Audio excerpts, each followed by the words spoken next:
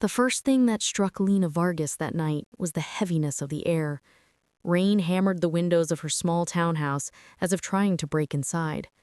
She stood barefoot in her dim living room, wrapped in a thin cotton robe, pacing like a restless shadow. Every few minutes she checked her silent phone, tapping the black screen as if it might suddenly come alive. Her husband, Malik, should have been home hours ago. He often worked late. Managing a commercial renovation project meant endless deadlines and endless excuses. But tonight felt different, unsettling, wrong. Lena tried to focus on the soft hum of the refrigerator or the drumming rain, but the hollow unease in her stomach grew heavier by the minute. They had argued earlier that afternoon.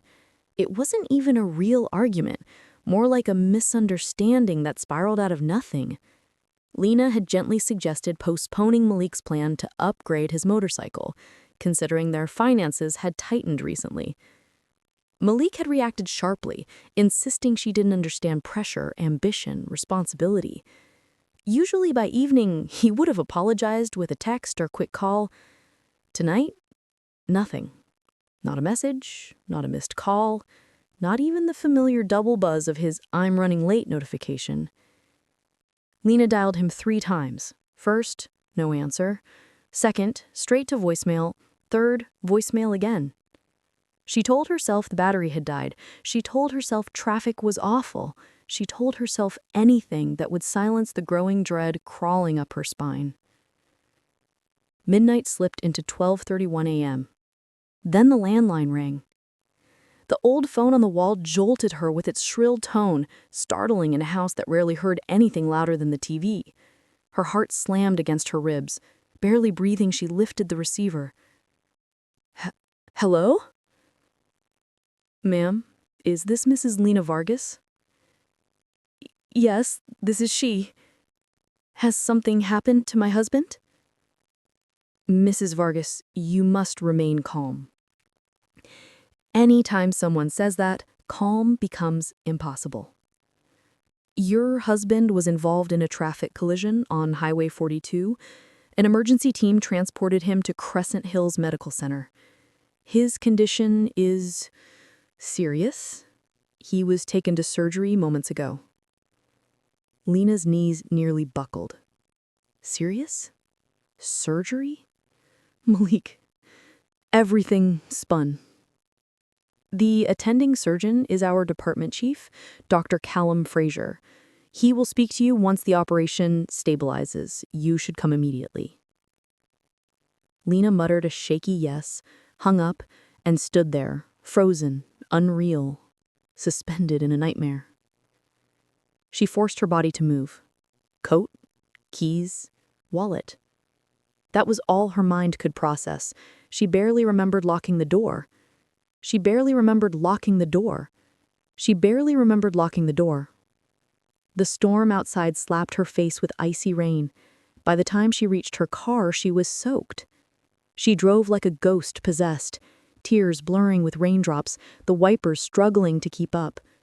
Every red light, every slow driver, every dark stretch of road felt like a personal attack from the universe. Please, God, please let him live, she whispered again and again, clutching the steering wheel. After what felt like an eternity, the glowing white silhouette of Crescent Hills finally appeared. Lena sprinted inside, frantic and breathless, shouting for help. Malik Vargas, car accident, she gasped. A nurse pointed her toward the surgical wing on the 4th floor. She didn't wait for the elevator. She ran. And when she reached the double steel doors marked Operating Suite Number 4, a cold red light blinked above them. Surgery in progress. Her husband was somewhere behind that door, between life and death. Just as Lena reached for the handle, ready to force her way in, a hand grabbed her arm. A soft voice whispered urgently, "Don't go in there. They can't know you're here. If you want to stay alive, follow me. Now." Lena spun around, heart thundering against her ribs. The hallway was dim, the fluorescent lights humming faintly overhead. The woman gripping her arm wore teal scrubs, her badge slightly askew, her curly hair pulled into a frizzy bun as if she had rushed here too fast to fix it. "What?" she stammered. "Who are you?" The nurse tightened her grip. Her eyes were wide, not with panic, but with urgency Lena didn't understand. "My name is Mariah," she whispered, glancing toward the glowing red light above the operating doors. "I'm a surgical nurse, and you need to hide right now." Lena tried to pull back. "Hide? Why would I? My husband is in there. I need to see him." "No," she hissed. "No," she hissed, glancing toward the glowing red light above the operating doors. "You don't, and if you go in there, you may never walk back out." Lena froze. "What are you talking about? There isn't time." Mariah practically dragged her toward a dock alcove near the end of the hallway. At first she thought it was a janitor's closet, but then she noticed a narrow wooden door partly concealed behind a stack of folded sheets. "This way," Mariah urged, shoving the door open. Inside was a cramped staff locker room, empty metal benches, tall gray lockers, and a single flickering light overhead. It smelled faintly of iron and stale coffee. "I'm not going in there until you explain what's happening," Lena snapped, her voice trembling. Mariah's expression softened for just a moment. "I know you're terrified, but you are in danger and so am I. So please, just trust me for 60 seconds. Something in her voice, fragile but desperately sincere, made Lena step inside. Mariah closed the door behind them and turned the lock. Lena swallowed hard. "Okay. Talk." Mariah paced once before speaking. "First, you should know your husband is not in critical condition." Lena stared at her. "What?" "Malik was never brought here by emergency responders. He wasn't admitted through the ER. There's no crash team log, no initial trauma case file. The surgical prep team didn't receive any vitals or scans. Everything about his accident was entered manually into the system." "By who?" Lena whispered. "By Dr. Fraser." The name hit Lena like a slap. Malik's trusted surgeon. He had handled Malik's appendectomy 2 years ago. Malik had always spoken of him with respect. None of this made sense. Why would he fake a trauma case? Why would he lie about Malik's condition? Why would he call me here right now? Mariah stepped closer, lowering her voice. "Because what's happening behind those operating doors isn't a rescue mission." Lena's mouth dried. "Then what is it?" "A setup." Mariah inhaled shakily. "I overheard enough to know that they're not trying to save Malik. They're preparing something else, something they don't want documented." "No." Lena shook her head violently. "No, you're wrong. Malik would never—" "Mrs. Vargas," Mariah said gently, "when I checked the system logs, I found a prior file with Malik's name. A health exam from 3 days ago. Perfect vitals, perfect labs. No injuries, no trauma. That file disappears every time Dr. Fraser logs in." Lena's breath caught. Her mind reeled. Perfect health? 3 days ago? "Please tell me why," Lena whispered. "Tell me why they would do this to him." Mariah hesitated. "I don't know everything, but I know this. Someone altered his medical file, someone scheduled a surgery that doesn't match any real diagnosis, and someone wanted you here right now, distraught and vulnerable." A chill crawled down Lena's spine. "And if you walk out there," Mariah continued, "you'll be exactly where they want you." Lena pressed her hand to her forehead. I don't understand." "You don't need to understand yet," Mariah said urgently. "You just need to stay hidden. Let me find out what's really going on." Lena stared at her, the room spinning. "Why are you helping me?" Mariah's voice cracked for the first time. "Because the last time I ignored my instincts in this hospital, someone died." Silence stretched between them. Mariah stepped toward the door. "Stay here. Don't make a sound. No matter what you hear." And with that, she slipped out, leaving Lena alone among cold lockers and flickering lights. 10 minutes later, when the locker room door finally creaked open again, Lena wished she had never looked. Lena pressed herself against the cold metal lockers, every muscle trembling. The faint hum of the hospital's ventilation filled the silence, but her pulse drowned out nearly everything else. She kept replaying Mariah's words in her mind. "Malik was never brought here. There's no accident report. Someone wanted you here." Nothing made sense, nothing except the sickening instinct that Mariah was telling the truth. For 10 agonizing minutes, Lena listened to the hallway beyond the door. Distant footsteps, a nurse wheeling equipment, the ding of an elevator. Then, nothing. A suffocating quiet settled over the floor. She crouched, peering through the narrow crack under the door. All she saw was sterile light on polished tiles. "Please come back, Mariah," she whispered internally. "Please tell me this is all a mistake." The doorknob clicked. Lena's heart vaulted into her throat. The door opened only an inch at first, just enough for a sliver of white light to slice across the dim room. A silhouette filled the gap. "Mrs. Vargas?" But the voice wasn't Mariah's. Lena's breath halted. The door opened wider. Standing there, illuminated by the hallway lights, was Malik, walking, standing upright, moving freely. He wasn't hooked to wires. He wasn't bleeding. He wasn't injured. He was perfectly, horrifyingly fine. Lena's hand flew to her mouth, stifling a gasp. It felt like the floor was falling beneath her. Malik appeared in surgical scrubs, not a patient gown. Scrubs that looked recently worn. He wasn't the victim. He was part of whatever this was. But before Lena could speak, another figure emerged behind him. Dr. Callum Fraser, the same man whose warm voice had lied to her over the phone. He removed his gloves, tossing them into a disposal bin with casual precision. And then a third person emerged, a woman Lena recognized instantly. Marissa Hale, Malik's office assistant, the woman who always lingered too close, the woman who always smiled too long, the woman Malik had insisted was just dedicated to her job. Lena's stomach twisted. They weren't cheating, they weren't lying, they were planning her death. Her nightmares had never been this cruel.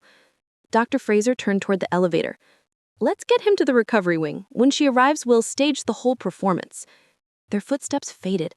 The hallway fell silent again. Lena slumped to the floor, choking on a sob she couldn't release. Every memory of Malik, every smile, every promise, felt like glass slicing through her. "They want me dead. My own husband wants me dead." Her trembling hands reached for the door handle. She needed to find Mariah. She needed to run. The doorknob turned from the outside again. This time, when the door creaked open, the face staring back at Lena was not Malik, and what she said would change everything. The door eased open just enough for a slim figure to slip inside, closing it quietly behind her. Lena scrambled backward, her breath jagged and her palms slick with panic, until she recognized the woman's face. Mariah. She wasn't smiling, but the relief in her eyes was unmistakable. "Thank God you're still here," she whispered, locking the door again. "I was terrified they'd gotten to you." Lena launched forward, grabbing Mariah's arm with trembling fingers. "I saw them. Malik, Dr. Fraser, that woman. He's not hurt at all. He walked out of that room like nothing happened." Her voice cracked, raw with disbelief and betrayal. "They were talking about an insurance policy and a procedure tomorrow. They want me dead." Mariah's jaw tightened. "I know." "You know?" Lena almost shouted, hysteria ballooning inside her chest. "Then what are we still doing hiding in this box of lockers? We need to call the police. We need to—" "Stop." Mariah grabbed Lena's shoulders. "If you run to the police now with just your word, do you know what happens? Nothing. They'll dismiss you as a panicked spouse. Meanwhile, Dr. Fraser controls the medical record system. He controls the narrative. And Malik has already crafted the story that you're fragile, impulsive, emotional." Lena blinked. What? Mariah nodded grimly. I overheard him earlier telling Fraser, "You get overwhelmed easily, that you're not thinking clearly because of the stress of the accident." But there was no accident. That won't matter if he's already seeded doubt, Mariah replied. We need irrefutable proof, something they can't erase or twist. Lena wiped her cheeks with shaking hands. How do we get proof when they control everything? Mariah inhaled deeply. We take it back, all of it. Lena stared at her, unsure whether to trust the fire suddenly blazing in the nurse's eyes. Listen carefully, Mariah continued, kneeling so they were eye to eye. Downstairs, beneath this wing, is the administrative level, the heart of the hospital. That's where Dr. Fraser hides everything. Medical logs, surveillance backups, the real patient files. Lena's pulse thudded. You mean I have to go down there? Yes, and tonight's the only chance before their plan moves forward. Once you arrive in the recovery room, they expect you to fall apart emotionally. They assume your mind will be too clouded to question paperwork. They expect you to sign. Sign? Sign the paper that would justify her fatal complication? No, she wouldn't die for him. Not Malik, not ever. Mariah reached into her scrub pocket and pulled out a white plastic card with a silver stripe. This is a master key card. It opens most secured doors downstairs. But the problem is, those hallways are monitored by Fraser's private security feeds. Lena swallowed. So how do I get down there without being seen? I'll handle that. Mariah's voice hardened. I'm going to trigger the fire alarm on the 3rd floor. Security will swarm there, trying to find the source. Fraser and Malik will be focused on locating you, not checking the lower levels. That gives you a small window. Lena clutched the key card like it was a lifeline. And what exactly am I looking for? 3 things, Mariah said, holding up her fingers. 1, Malik's real medical report from earlier this week, showing he's healthy. 2, evidence of the fake surgical entry logged for tonight. And 3, most important, the garage surveillance footage. Lena's brows furrowed. Why the garage? Because Malik didn't arrive in an ambulance. He came in through the staff entrance. If we can grab the footage of him walking in calmly, your entire fake accident narrative collapses. Lena's fear shifted, slowly, painfully, into determination. All right, tell me exactly what to do. Mariah squeezed her hand. When they call you to the recovery room, you have to act devastated. Let them believe you're broken. Cry if you have to. But no matter what, do not sign anything. Lena nodded. Mariah stood, unlocking the door again. I'll trigger the alarm in 3 minutes. After that, head for the service elevator at the far end of the hall. It'll take you straight to the basement. Her hand hovered on the doorknob. Her eyes softened. Lena, I'm not doing this because I'm brave. I'm doing this because I've worked here long enough to know what happens when people like Fraser go unchecked. Then she slipped out. Lena clutched the keycard to her chest, her breath uneven but her resolve solidifying. She was going to the basement. She was going to find the truth. She was going to survive this. But 3 minutes later, as the fire alarm began to blare overhead, Lena had no idea who or what was already waiting for her in the shadows below. The fire alarm wailed through the hospital in shrill, pulsating waves. Red strobes flashed along the corridor walls, casting violent bursts of color across the sterile floors.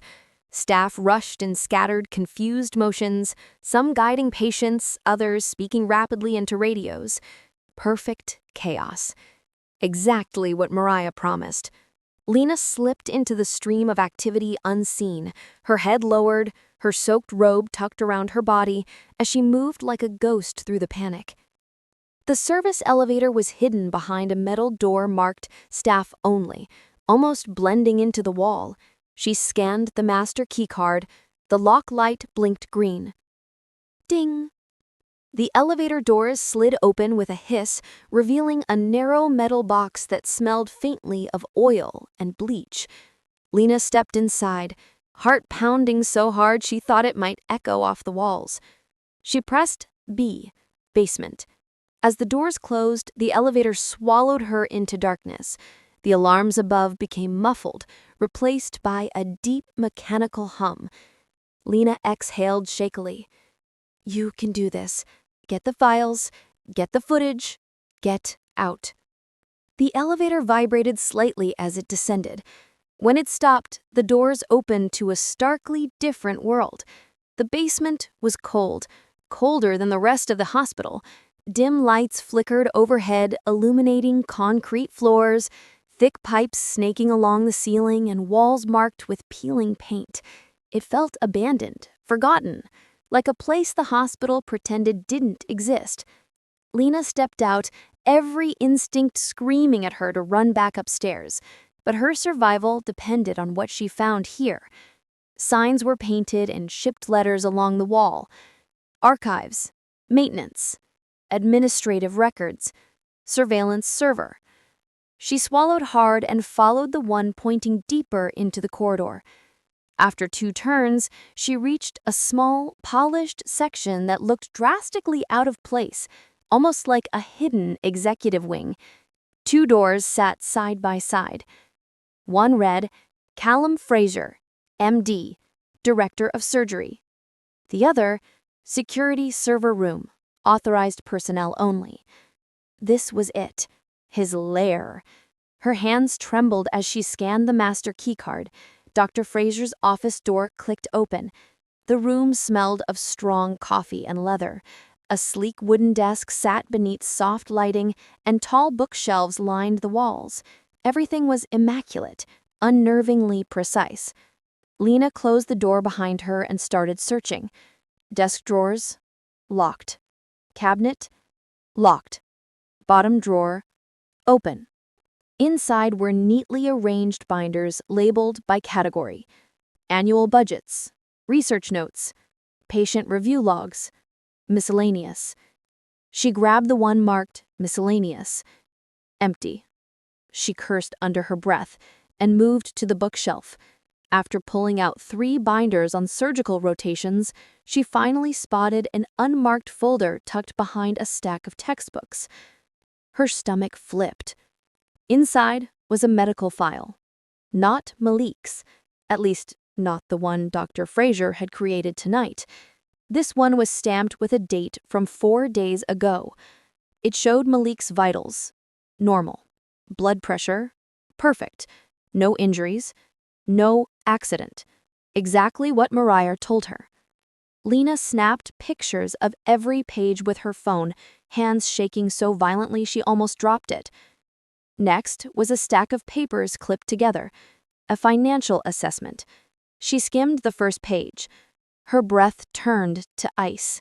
It revealed Malik's business debts, massive ones. Hundreds of thousands owed, multiple banks, foreclosures pending. He's drowning. He needs the money. He needs the insurance money. The betrayal cut deeper than before. She photographed everything, then tucked the file back exactly where she found it. Now, the footage.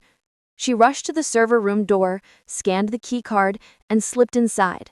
Cold air blasted her face, and the loud hum of machinery filled the cramped space. Racks of blinking green and yellow lights lined the room like high-tech tombstones. In the corner sat the security terminal, multiple monitors flickering with live feeds. She spotted the parking garage feed, and there, time-stamped just 2 hours ago, Malik walking calmly beside Marissa, entirely unharmed. Her throat tightened. She plugged the USB Mariah gave her into the terminal. A small window popped up. Copying. 0%. Her heart pounded. 10%. 22%. 34%. 43%. 57%. Then, footsteps. Slow. Measured. Getting closer. Lena's pulse exploded through her veins. Please, please finish copying. 72%. 88%. 97%. The doorknob rattled. Lena froze. 99%. Copy complete. Just as she yanked the USB drive free, the door swung open, and standing in the doorway was the last person she ever hoped to see in that basement. The door slammed against the wall, the metal handle clanging like a gunshot. Lena's entire body seized. Standing in the doorway, blocking her only exit, was Dr. Callum Fraser. His usually calm, polished face was twisted with controlled fury. His surgical scrubs were still spotless, as if he hadn't broken a sweat all night. He stepped inside with a slow, deliberate confidence that made the room feel smaller, the air thinner. Behind him, smirking with arms crossed, was Marissa Hale. Her heart hammered so violently she thought she might collapse. She clutched the USB drive in her fist, pressing its sharp edges into her palm. "Well," Dr. Fraser said, shutting the door behind him with a soft click, "you've been busy." Marissa walked farther inside, her heels tapping like a ticking clock. "Did you really think you were clever, Lena? Sneaking around, stealing things you don't understand?" Lena backed into the server racks, cold metal pressing between her shoulder blades. She prayed for any path of escape, but there was none. Fraser approached the terminal she had just used. "You copied something, which means you saw something." Lena swallowed hard. "I saw everything. The footage, the real medical file. I know about the insurance policy Malik took out on me." Marissa burst out laughing. "You really dug deep, didn't you?" Fraser raised a hand, silencing her. He stepped closer to Lena, so close she could smell the faint scent of antiseptic on his gloves. "You weren't supposed to get this far, but I suppose stress makes people unpredictable." Lena clutched the USB tighter. "You can't hide what I've found. I've recorded the files. I've taken photos. I already deleted them," Marissa interrupted, holding up Lena's phone and waving it smugly. "You left it on the desk when you panicked. Cute, really." Lena's stomach dropped. Her photos, her evidence, her lifeline, gone. Fraser folded his arms, and as for that USB drive, his eyes flicked to her hand. "It contains nothing. The footage you copied is a loop, last night's recordings. Harmless, meaningless." Lena's breath caught. A decoy. A trap. He leaned in slightly. "So the question is, what do we do with you?" Marissa reached behind her waistband and pulled out a syringe filled with a clear liquid. She held it casually, twirling it like a pen. "We can handle this easily. A quick sedative, she collapses, no one asks why she wandered down here. Then tomorrow morning, the real procedure takes care of the rest." Lena felt the blood drain from her face. They weren't bluffing. Dr. Fraser's tone remained disturbingly calm. "Or you can sign the consent form tonight instead of tomorrow. That would be cleaner." "You're monsters," she whispered. "No, we're practical." Marissa replied, stepping closer with the syringe. Lena's mind raced. She needed a lie, a distraction, anything. She raised her hands, pretending to surrender. "Please wait. Let me see my phone. I'll delete everything myself." Fraser shook his head. "Unnecessary. The damage is already undone." "But Malik," she choked. And that was the name that broke Fraser's calm. His jaw flexed. Malik should not have allowed sentiment to interfere. His only job was to keep you emotional and compliant. Yet here you are. Marissa snorted. Honestly, he should have married someone smarter if he wanted this to go smoothly. Lena's heart twisted between terror and furious defiance. They thought she was powerless. They thought they had won. She forced a tremor in her voice. "You don't know what I've done." Fraser paused. "What does that mean?" Lena lifted her chin.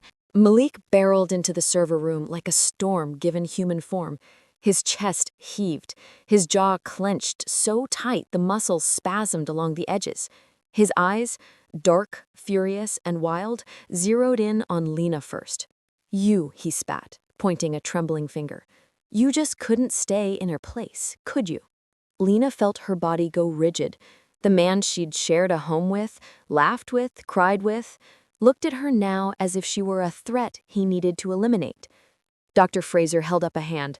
Malik, calm down. Losing control won't help us. But Malik shoved past him. You said she'd be in the recovery room. You said she wouldn't figure anything out. His voice cracked with rage. You told me she'd be begging for answers, not playing detective in the basement. Marissa stepped in, rolling her eyes. Relax. We've handled it. She copied nothing useful. Shut up, Marissa, Malik barked without looking at her.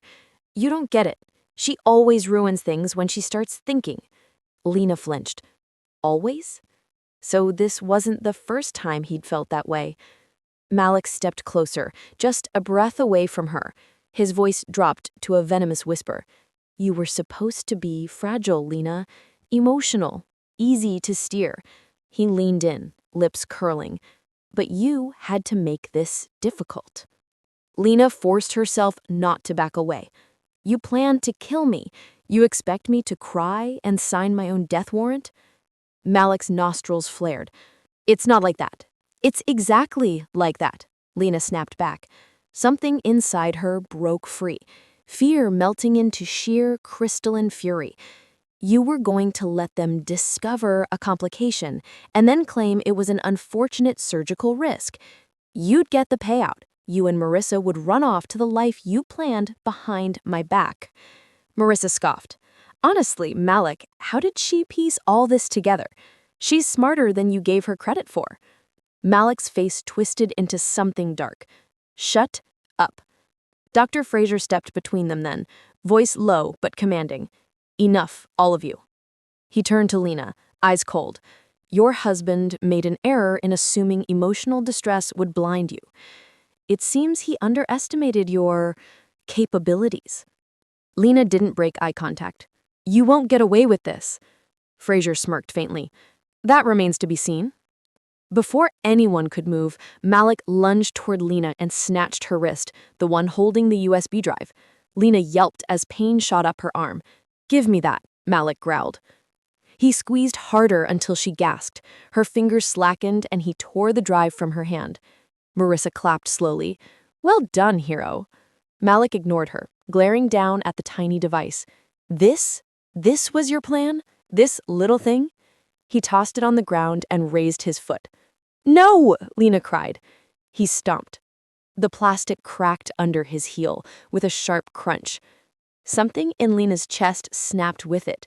Marissa smirked down at the shattered pieces. There goes your evidence. Fraser nodded in satisfaction. Now then. But Lena didn't let him finish. That wasn't all of it. 3 pairs of eyes snapped toward her. She swallowed the adrenaline choking her. You think I came down here with just one copy? That USB wasn't my only insurance. Marissa's expression faltered. What does that mean? It means, Lena said, voice gathering strength like a rising tide, I already sent a different recording to someone earlier today, someone who knows everything. Malik's eyes widened. You're lying. Am I? She pulled her phone from Marissa's grip, snatching it faster than any of them expected, and held it up. This phone isn't empty. Not anymore. Because Lena had done something none of them had expected.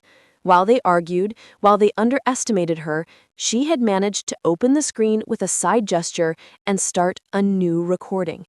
And every second of their threats was being saved. Marissa inhaled sharply. You didn't. You'd be amazed what a woman can do when she's terrified, Lena whispered. Fraser's face darkened. Turn it off. No. Malik lunged just as a thunderous voice erupted from the hallway. Freeze! Step away from her! Lena's breath caught. 2 security officers rushed in, followed by Mariah. She was alive, and she wasn't alone. But the moment Malik saw who entered the room next, the entire plan and every alliance began to unravel in ways none of them expected. Mariah stepped fully into the room, breathless but unbroken, flanked by 2 uniformed hospital security officers. Their flashlights cut across the server racks, landing squarely on Malik, Dr. Fraser, and Marissa. "Everyone step back," one officer barked, "hands where we can see them." For a moment, no one moved.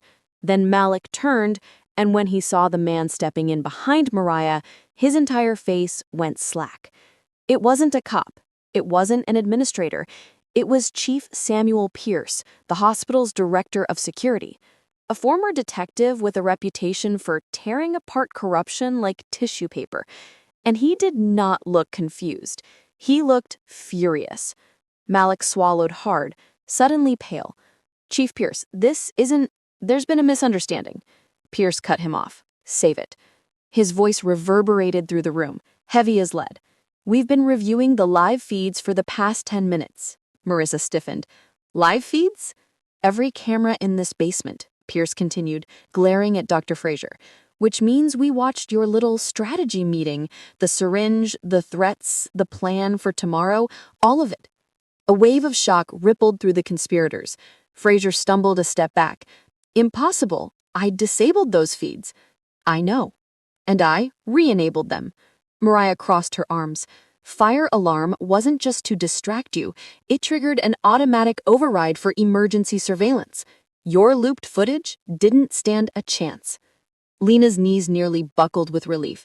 She wasn't alone. She wasn't crazy. Someone had actually seen. But Malik wasn't finished.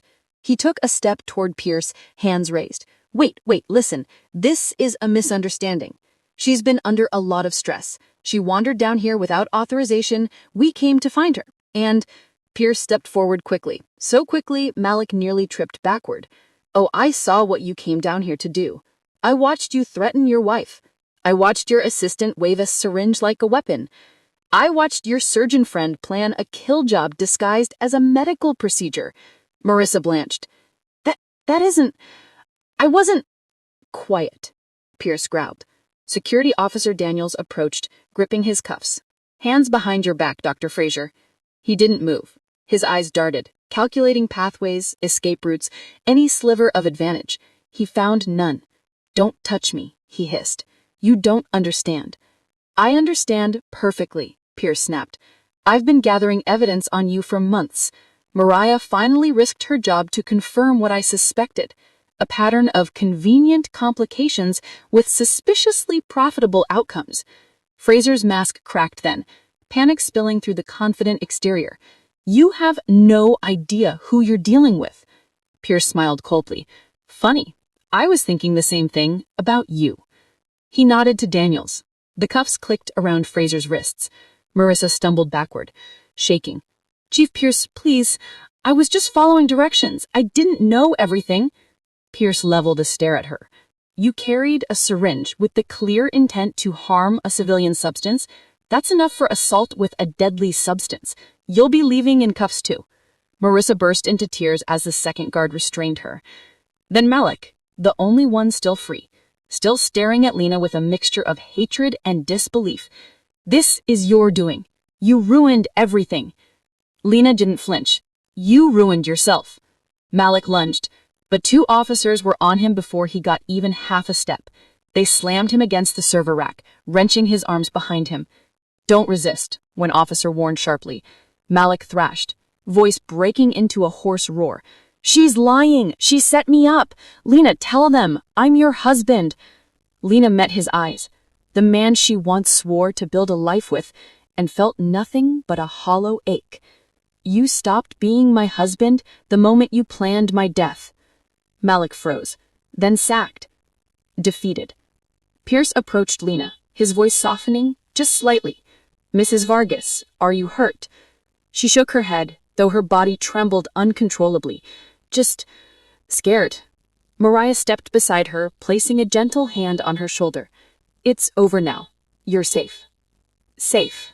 For the first time that night, the word felt possible, but they weren't done yet.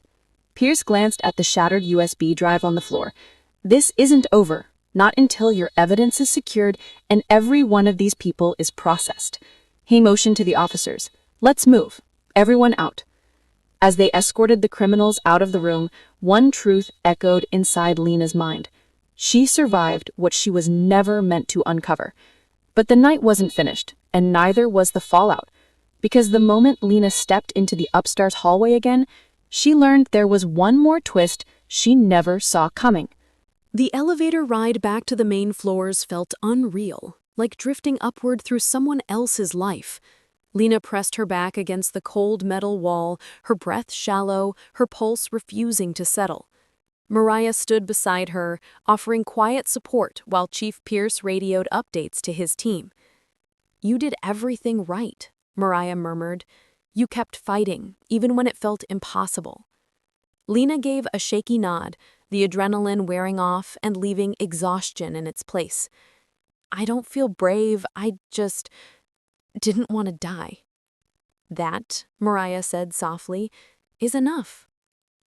The doors slid open on the fourth floor, spilling fluorescent light into the elevator. Nurses hurried past, oblivious to the chaos unfolding below. To them, it was just another busy night. But to Lena, it was the night her entire life fractured. Chief Pierce stepped out first. "Mrs. Vargas, I want to take your statement as soon as we clear the last of the suspects. We're securing the surveillance servers now." Lena nodded, stepping into the corridor, and stopped cold. Across the hallway, leaning against the wall as if nothing had happened, stood a woman in a burgundy coat. Tall, poised, strikingly familiar. Lena's breath caught. She hadn't seen that face in nearly 8 years. "Mom?" she whispered. Her mother, Elaine Vargas, straightened with a sharp intake of breath and hurried forward, pulling Lena into a fierce, trembling hug. "Oh, sweetheart, I'm so sorry I had to arrive like this." Elaine's voice cracked. "I came as soon as I heard the police dispatch mentioning your name." Lena froze in her mother's arms. "Police dispatch? My name?" Elaine pulled back, brushing a strand of hair behind Lena's ear. "I still have contacts at the precinct. When an officer radioed about an attempted medical homicide with your name, I dropped everything." Lena stared at her, shock giving way to confusion. But how did they even know about me? Nothing was supposed to leave the basement. Pierce approached, clearing his throat. "Actually, that's what I needed to tell you." He held up a tablet, its screen glowing with a paused video file. "We didn't just get footage from downstairs. We accessed an encrypted outgoing message that was triggered at 12:57 a.m. from your phone." Lena blinked. "But I didn't send anything." "Yes," Pierce said. "You did." He tapped the screen. The video played. Lena recognized her own face. It was a recording she didn't remember making. Captured in the dark locker room, her expression was terrified, shaking, desperate. Her whisper was barely audible. "If anything happens to me, please, someone, protect my mother. Protect us. Malik is planning something terrible. I don't know how far it goes. This is my proof." The recording ended. Lena covered her mouth in disbelief. I must have hit record when I thought Malik was coming. I didn't even realize." Pierce nodded. "The moment your phone lost contact with the network, likely when Marisha confiscated it, the system interpreted as a threat and auto-sent the file to your emergency contacts and law enforcement." Lena felt dizzy. Her message had saved her. A forgotten instinct, a desperate plea. Elaine pulled her close. "You saved yourself, darling, even when you didn't know it." For the first time that night, Lena allowed herself to lean, really lean into someone. Chief Pierce stepped back. "Dr. Fraser, Malik Vargas, and Marissa Hale are all in custody. Based on what we've collected, they'll be facing conspiracy, attempted murder, insurance fraud, and tampering with medical records. They're done." Lena exhaled shakily, feeling the weight lift off her shoulders. What happens now? Pierce softened his tone. "Now, you heal. And you rebuild." Marah gave Lena a warm, steady smile. "And you don't do it alone." Lena swallowed past the lump in her throat. Thank you, both of you. I wouldn't be alive without your help. Elaine squeezed her hand. Let's get you somewhere safe. We can deal with the rest tomorrow. Lena nodded, finally allowing herself to believe the nightmare was ending. As they walked down the hall, the red glow of the exit sign reflected on the polished floor, marking the path forward, a path Lena would walk on her own terms from now on. She didn't know what the future looked like. She didn't know how long it would take to recover. But one truth echoed in her chest. She survived. She fought back, and she would never again let anyone write her ending for her. But as Lena stepped out of the hospital doors into the cool night air, a phone vibrated in Elaine's pocket, an unknown number flashing across the screen, and a message that would reveal the story wasn't over after all. If today's story touched your heart or kept you hooked, you can show your love by sending a super thanks. Your support helps me continue creating more powerful life stories for you. Thank you truly for always being so kind and supportive. I can't wait to read your thoughts about this story. On your screen right now, you'll find 2 new stories that I highly recommend, filled with emotions, twists, and lessons. And if you haven't already, make sure to subscribe for many more inspiring life stories. Until the next one, sending you love, respect, and gratitude. See you in the next story.